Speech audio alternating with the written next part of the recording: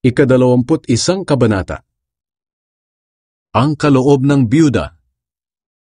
Pinagmamasdan ni Jesus ang mayayamang naghuhulog ng pera sa lalagyan ng mga kaloob sa templo. Nakita rin niya ang isang mahirap na biyuda na naghulog ng 2 pirasong barya. Sinabi ni Jesus, "Sinasabi ko sa inyo ang totoo, mas malaki ang ibinigay ng biyudang iyon kaysa sa kanilang lahat.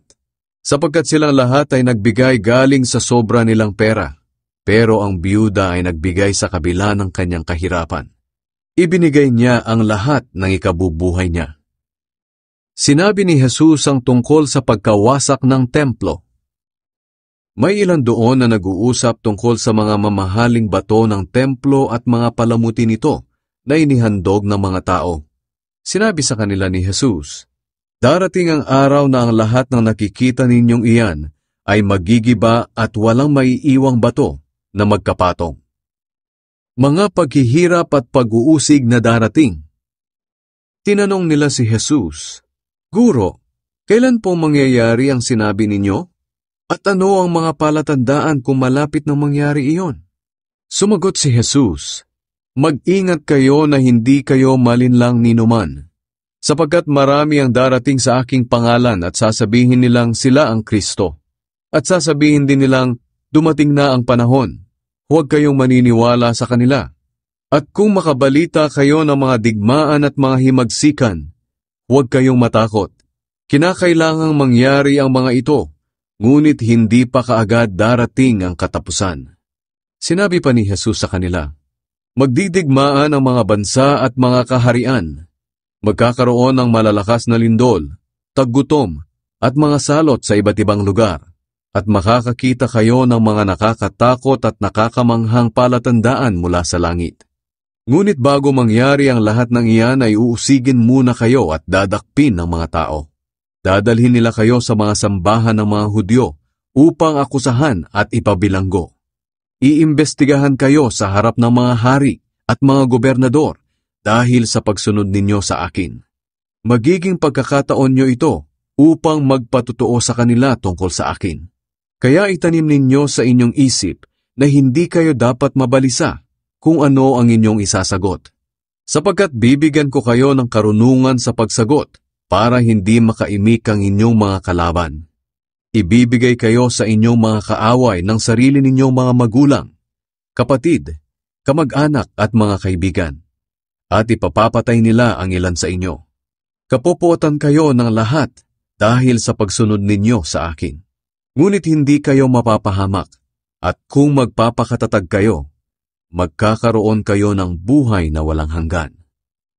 Tungkol sa pagkawasak ng Jerusalem. Kapag nakita ninyong napapaligiran na ng mga sundalo ang Jerusalem, malalaman ninyong malapit na itong mawasak. Kaya ang mga nasa Judea ay dapat nang tumakas papunta sa kabundukan, at ang mga nasa Jerusalem ay kailangang umalis agad. At ang mga nasa bukid naman ay huwag nang bumalik pa sa Jerusalem, sapagkat panahon na iyon ng pagpaparusa, upang matupad ang nakasaad sa kasulatan. Kawawa ang mga buntis at ang mga nagpapasuso sa mga araw na iyon, dahil mahihirapan silang tumakas. Darating ang napakatinding paghihirap sa lupaing ito, dahil sa matinding galit ng Diyos sa mga tao rito. Ang iba sa kanila ay papatayin sa espada, at ang iba na may dadalhing bihag sa ibang mga bansa. At ang Jerusalem ay sasakupin ng mga hindi Hudyo hanggang sa matapos ang panahong itinakda ng Diyos sa kanila. Ang pagbabalik ni Jesus sa mundo.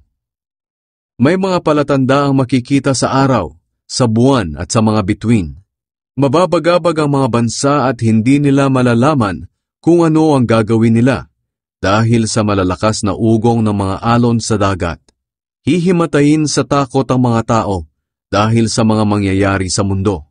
Dahil mayayanig at mawawala sa kani-kanilang landas ang mga bagay sa kalawakan.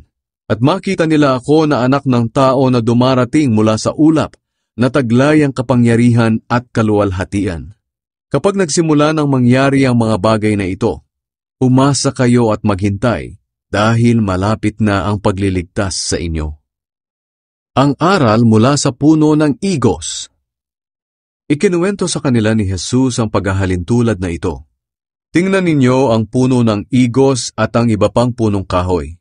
Kapag nagkakadahon na ang mga ito, alam ninyong malapit na ang tag-init. Ganoon din naman kapag nakita ninyong nangyayari na ang mga sinasabi kong ito sa inyo, malalaman ninyong malapit na ang paghahari ng Diyos. Sinasabi ko sa inyo ang totoo, matutupad ang lahat ng ito bago mawala ang henerasyong ito. Ang langit at ang lupa ay maglalaho, ngunit ang mga salita ko ay mananatili magpakailanman. Maging handa kayo. Kaya mag-ingat kayo na huwag mawili sa kalayawan, sa paglalasing, sa pagkaabala sa inyong kabuhayan, at baka biglang dumating ang araw na iyon nang hindi ninyo inaasahan. Sapagkat darating ang araw na iyon sa lahat ng tao sa buong mundo, kaya maging handa kayo sa lahat ng oras. Palagi kayong manalangin upang magkaroon kayo ng lakas na mapagtagumpayan ang lahat ng mangyayaring kahirapan, at makatayo kayo sa harap ko na anak ng tao nang hindi napapahiya. Araw-araw nagtuturo si Jesus sa templo. Pagsapit ng gabi, pumupunta siya sa bundok ng mga olibo para magpalipas ng gabi, at maagang pumupunta ang mga tao sa templo upang makinig sa kanya.